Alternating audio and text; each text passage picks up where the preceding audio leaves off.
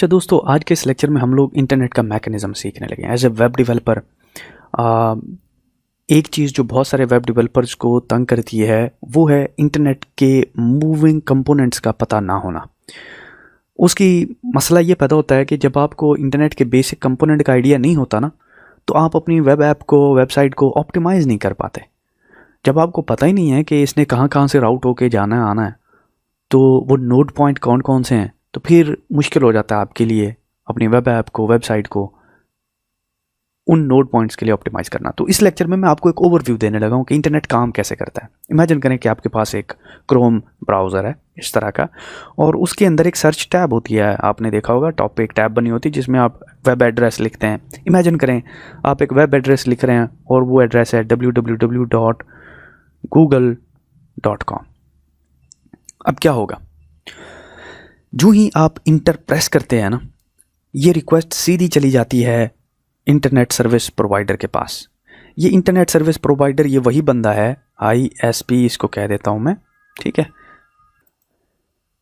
जिसने आपको आपके घर आके डब्बी लगा के दी थी इंटरनेट की, ठीक है, जिसको आप फ़ोन करते हैं, कहते हैं यार इंटरनेट का कनेक्शन लगा जाओ, 1 गीगाबाइट का, 1 MB का, 20 MB का, जो भी उनके पैकेजेस होते हैं, वो ISP बेसिकली वो होते हैं इंटरनेट सर्विस प्रोवाइडर, ठीक है।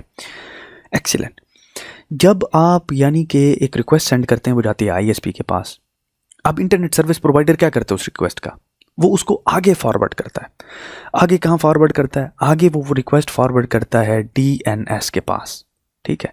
ये DNS इसको कहते हैं डोमेन नेम सर्वर। अब डोमेन नेम सर्वर जो है, आप यूँ समझ लीजिए एक कंप्यूटर है, ठीक है, जैसा कि आपका कंप्यूटर, हमारा कंप्यूटर, इस तरह का domain name server. Domain name server इसलिए इसको इसलिए कहते हैं कि इसके पास एक नाम आता है, ठीक है, नाम, जैसे ये गूगल है। जो ही ISP इसको कहती है यार मेरे पास गूगल की रिक्वेस्ट आई हुई है, इसका कोई एड्रेस पड़ा हुआ है आपके पास। बेसिकली इंटरनेट के ऊपर हर मशीन का एक स्पेसिफिक एड्रेस होता है जिसको कहते हैं IP एड्रेस। तो ये DNS क्या करता है, कहता है यार हाँ मेरे पास पड़ा हुआ है IP एड्रेस। तो वो क्या करता है, वो IP एड्रेस जो है रिटर्न करता है, ठीक है। और वो गूगल के केस में 172, थोड़ी सी जगह मैं बना लेता हूँ, वो है 172.217.7.23। वो कहता है अच्छा गूगल आया तो मेरे पास यार गूगल के हवाले से ये एड्रेस उसका पड़ा हुआ है। तो ISP कहता है यार मुझे दो, मेरा क्लाइंट है, मैंने उससे महीने के आखिर में पैसे लेने होते हैं, तो ये जो है ना मैं उसको फॉरवर्ड कर देता हूँ। गुड। तो ये एड्रेस आपको फॉरवर्ड हो जाता है बेसिकली। अच्छा, एट द मोमेंट आपको कोई चीज़ शो नहीं हो रही है, ये एड्रेस आपको मिल गया है, ठीक है। अब जैसे कि मैंने कहा कि हर सर्वर का एक एड्रेस, हर PC का एक एड्रेस होता है, ठीक है, और ये google.com के सर्वर का एड्रेस है, ये आपको जो नज़र आ रहा है। गुड। तो अब आपका मेजर काम हो गया हुआ है कि आपको इस दुनिया की, इंटरनेट की एक वसी दुनिया के अंदर एक एड्रेस मिल गया। अब वो एड्रेस क्या करेगा, अब क्या करेंगे, आप ये एड्रेस उठाएंगे और ये एड्रेस यहाँ पे डालेंगे दोबारा। अब जो ही ये एड्रेस आप इंटर करेंगे, ये एड्रेस सीधे का सीधा चला जाएगा, ये रिक्वेस्ट सीधी की सीधी डिटेक्टेबल हो जाएगा इस एड्रेस से गूगल का सर्वर, गूगल सर्वर। आप गूगल सर्वर को यूं समझ लीजिए जैसे ये एक कंप्यूटर है, बहुत बड़ा कंप्यूटर, ठीक है, बहुत बड़ा सर्वर, और गूगल का सर्वर, गूगल का जो डेटा सर्वर है वो बहुत बड़ा डेटा सर्वर है। अब जो ही ये गूगल के सर्वर में आती है, तो गूगल को पहले सिखा के रखा हुआ यार, जो ही तेरे पास कोई IP एड्रेस आए ना, ये सब कोई एक्सेस करे, तो तूने उसको क्या रिटर्न करना है, यार मेरे पास HTML CSS और जावास्क्रिप्ट और दूसरी जो इन्फॉर्मेशन पड़ी हुई है ना, वो तुमने ना क्या करना है, रिटर्न कर देनी है उस बंदे को जो तुम्हें रिक्वेस्ट कर रहा है ये IP एड्रेस, ठीक है।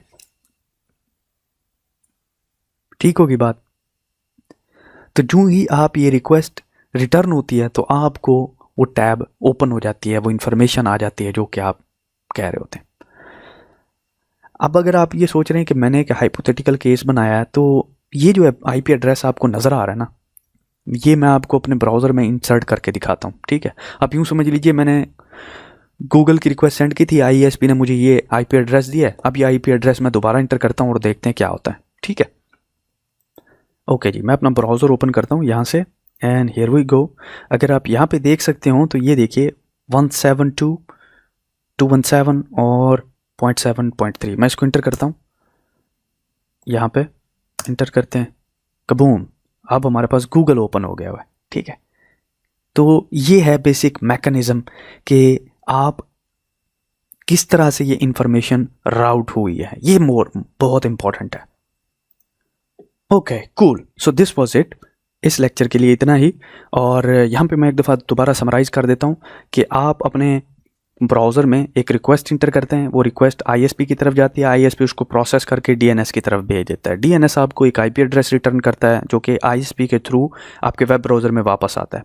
वो DNS बेसिकली उस कंप्यूटर का एड्रेस होता है, जैसा कि मैंने आपको बताया ना, हर कंप्यूटर का इस दुनिया में एक IP एड्रेस है, तो वो उस कंप्यूटर का IP एड्रेस होता है। तो आप जब IP एड्रेस इंटर करते हैं ना, तो आप उस कंप्यूटर पे पहुंच जाते हैं जिससे आपने इन्फॉर्मेशन लेनी होती है। इन केस आपने गूगल लिखा था ना, तो गूगल की इन्फॉर्मेशन लेनी थी।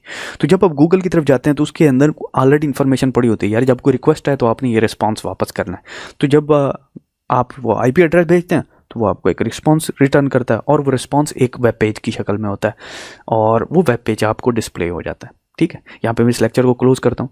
अगले लेक्चर में हम थोड़ा सा गूगल की बात करेंगे, डीप डाउन जाएंगे, देखेंगे गूगल क्या चीज़ है।